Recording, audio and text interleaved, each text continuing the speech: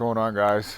I'm in Chiapas, beautiful Mexico, and today I wanted to talk about the why actually having haters is a good thing.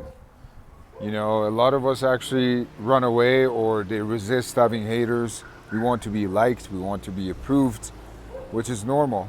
For most of my life, I wanted to be accepted, loved, and approved as a human nature.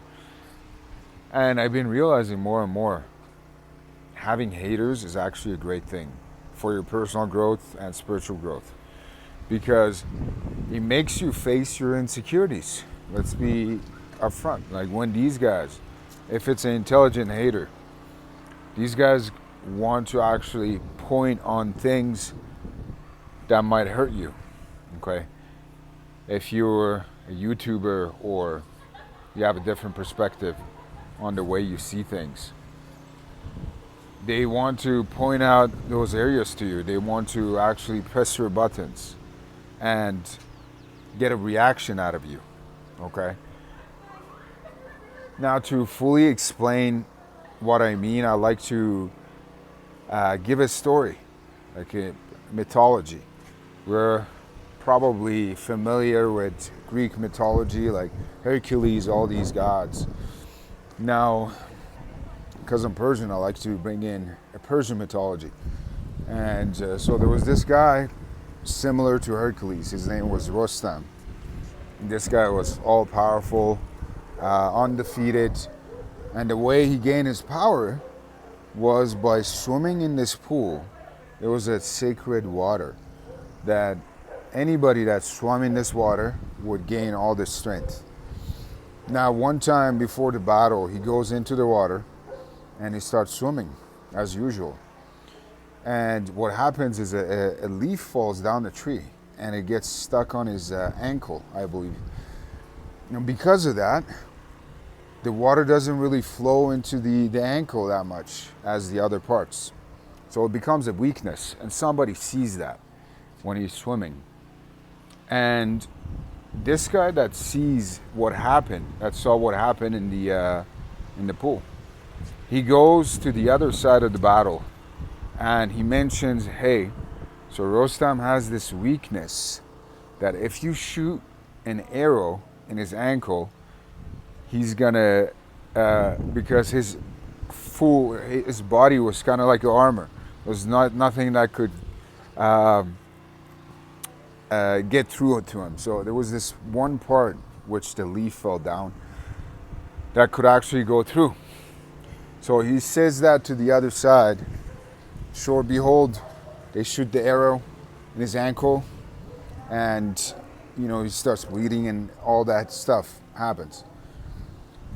So my point, to give that story, my point is that we all have these leaves, these thorns in our body, the things that we think is true about ourselves, these stories, the insecurities.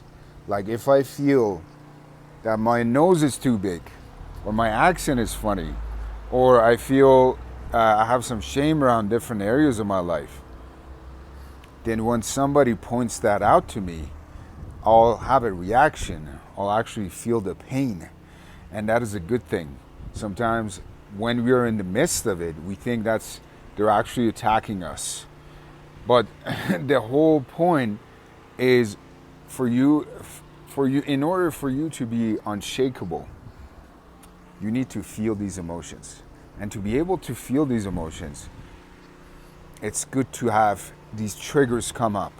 So when people come after you, they start blaming you, they start to, shame you or do all these things, make fun of you. That's a big thing. That was a big thing for me. I felt that I didn't want people to make fun of me and laugh at me because something happened in my past. It actually makes you stronger. So these guys, unknowingly, unconsciously, they are saying hurtful things in the moment, but if you know how to deal with these guys, it's actually one of the greatest gifts in your life. Now, there are some haters that just hate for no reason. They just like to be negative, and I'm not saying those people. The people that they're actually intelligent, they have some intelligence to know, okay, what's your weak spots, and they go and attack your weak spots. Those are beautiful because they go and do their work.